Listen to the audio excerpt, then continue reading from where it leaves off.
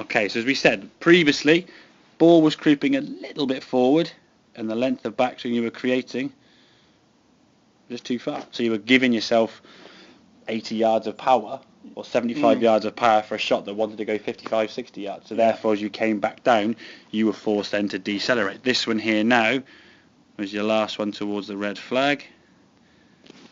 So you've now gone less. So you can see where you wanted to go on that sort of third arrow, which was roughly, we had them there, there, and there. Well, it was there, wasn't it?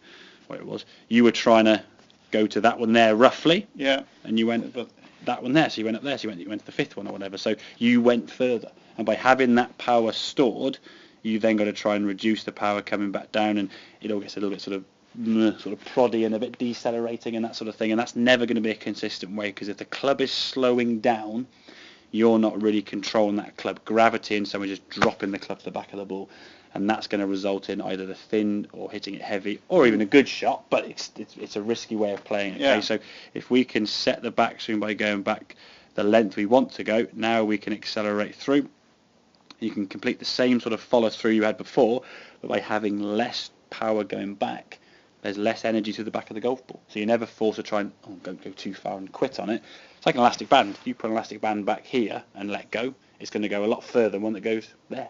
Yeah. Okay, if you put it back further, it will go further. So you can never really reduce or change the power on the way down. Okay, likewise on the way back. If you only go back, shall we say, to there, go back to there, you couldn't hit that 50, 60 yards under control. You'd have to really be jumping on as hard as you could, and the contact would be all over the place. So on the same way of going back too far, can cause problems with the strike, trying to reduce the amount coming back down.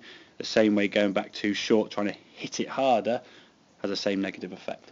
So I think in terms of practice, I say go to a range and pace out 3 or 4 spots at sort of 10 yards, 20 yards, 30 yards, 40 yards, and then just hit some first few shots and hit one to there. If you go 20 yards, 30 yards, 40 yards, 56 or whatever it may be, and then you can just see how far they go. So you'll start learning, okay, well, this is my 20-yard shot. Because if I ask you how far does your 7-iron go, probably got a rough idea it goes 140. 140. Yeah, exactly. Yeah. So you know that. Yeah. But if I said how far does your 50-yard shot go, you think that's my pitching wedge, but I don't know, somewhere, how far do I swing it to? You had a rough idea where you wanted it to go, but is it going there? Most people were conditioned to do full swings, because that's kind of what we learn when we first start. Yeah. But then trying to adjust to that and having the control of the club to swing at different lengths here, there, and everywhere. If we can't control that length of backswing, we're not controlling distance. And as you know yourself, from 100 yards and closer, it's all about distance control. Yeah. You're never really going to slice one off to the right or hook one to the left.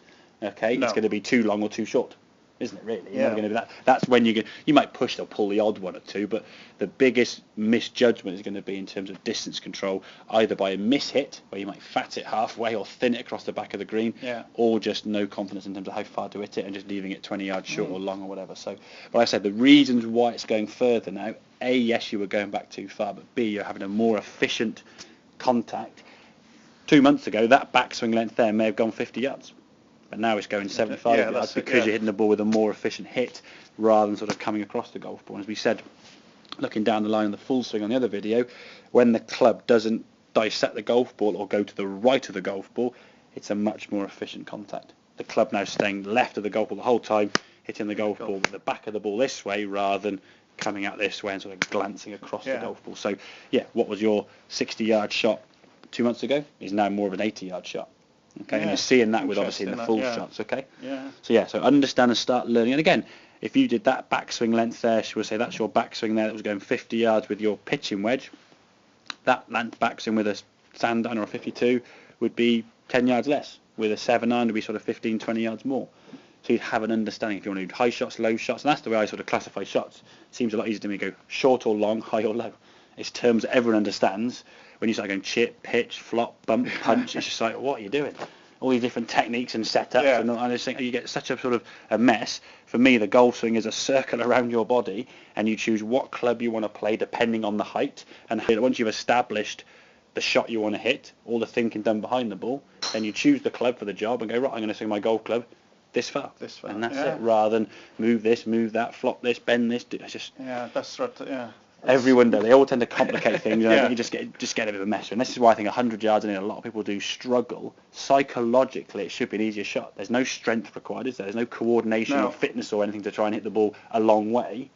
Yet a lot of people do struggle from this distance because of all the complications and the variables they add into it. Yeah, as you say, I'm thinking, I'm going to hit a pitch, am I going to chip it? Am I chipping or pitching? It's okay. I'm 30 yards away. It wants to land at 20 yards. I've got a club in my bag that does that. If I swing my sand iron to there, it goes 20 yards in the air, done. Rather than, move this, do this in there. I've seen guys say my chip and run goes here, my pitch I go there, and a lot, and I can, cool. It's a lot of different swings to remember on the golf course, isn't it? And then you get stuck between the sort of half and half things. Well, what are you doing? Are you chipping? Are you pitching? Are you bumping, punching, flopping, lobbing? It's just... And you decelerate. You do it exactly. And once your brain starts thinking of all these things, we slow down. When you start slowing down, you jump into it. Okay, makes sense? Yeah. Good stuff. Right, have a couple more then, and we'll... Okay.